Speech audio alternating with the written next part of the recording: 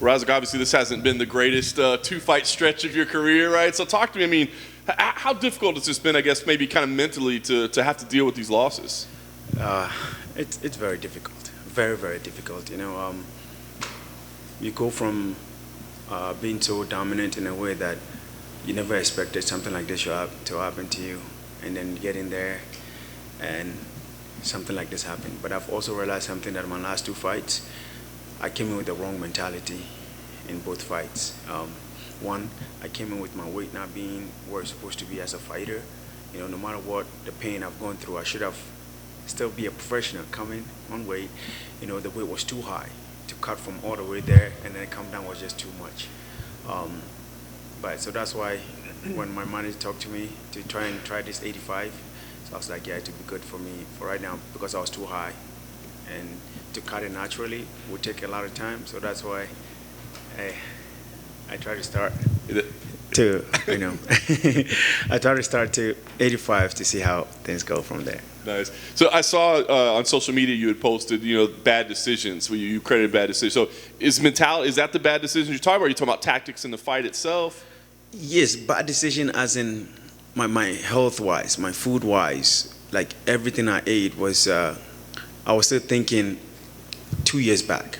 So let's say before I went through all the situation that I went through, I could eat the same kind of food, right? And I will weigh good. My body will feel right. But after that 2-year layoff, with all the weight that I gained, the body was not responding the same way it was responding 2 years back. You see? And in my head, I'm thinking I've done it before, it's just going to happen. Instead of listening to what my body was going through. And mentally, like I said, all Africans were raised in a way that you're always mentally strong.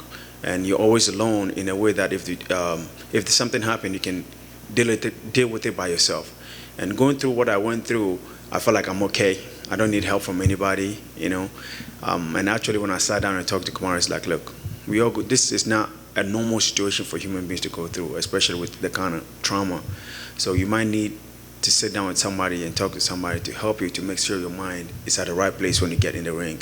So I was like, yeah. So nice. So now the move to middleweight.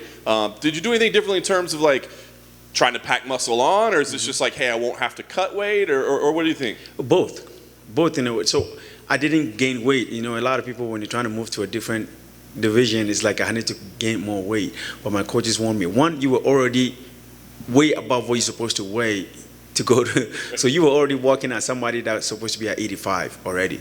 So right now, you just make sure we cut the weight right, so we can have the strength, the endurance, and everything to be able to fight and compete with their strength at 85. So that's what we did. Do you feel like it's a permanent move, or is this just kind of like, let's see how we feel, and then we'll go from there? For me, right now, I feel like let's see how we feel.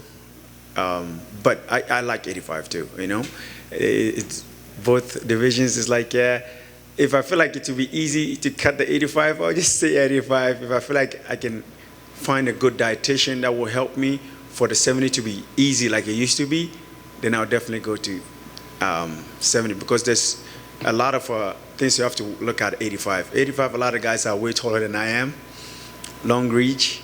It might get to some point, So all these variables, and then it's Ramadan this week as well, right? Yes. So does that complicate things these final couple of days? Not really.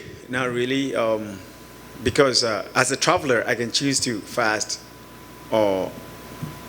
now, or I can fast later since I'm a traveler.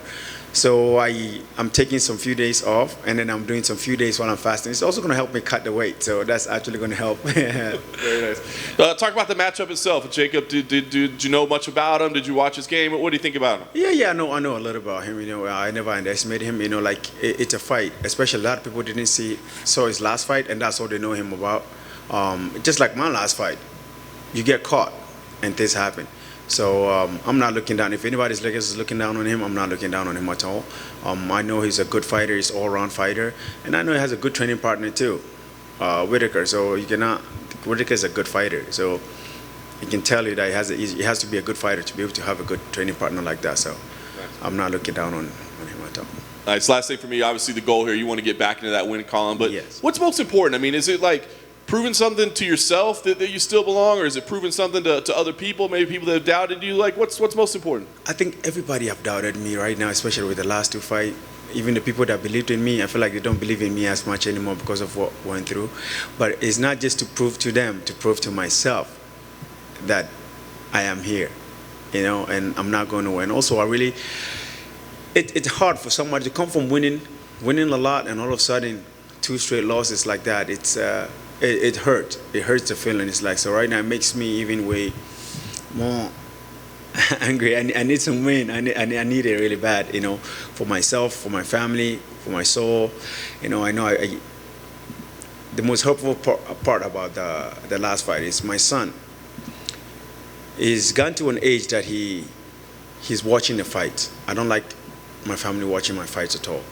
But since my wife, I've Googled my name on YouTube so much, so he just clicked on my name and he watched my fight. And I was so hurtful that he saw my last one, what happened.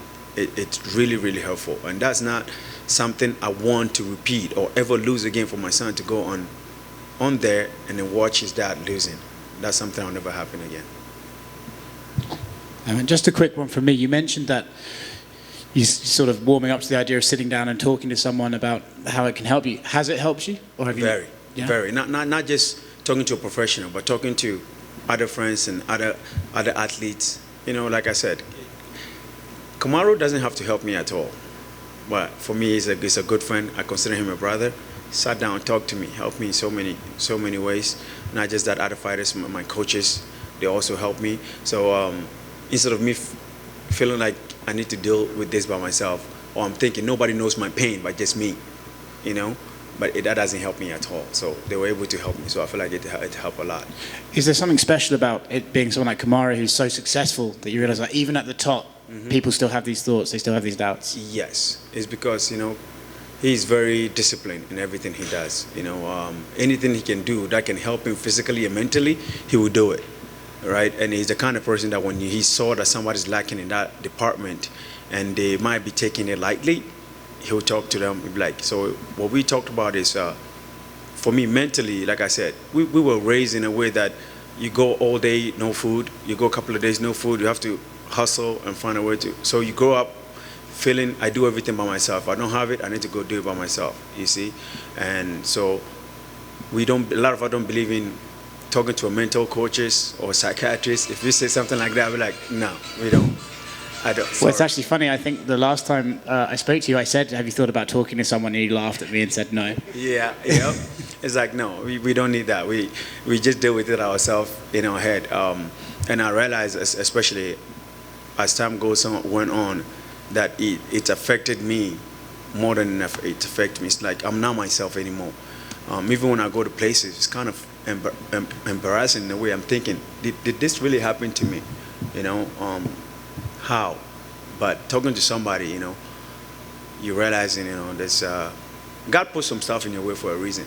God was trying to help me in a way, so it's not just to punish me, but just to teach me a lesson in a way. So, you get to learn from that. So, yes, just friends, yeah, coaches, and psychiatrists, kind of help so much. Well, I'm glad Kamaru and I could both, Yeah, thank you. Thank you very much. Thanks very much, man. We good? Yeah, thank you very much.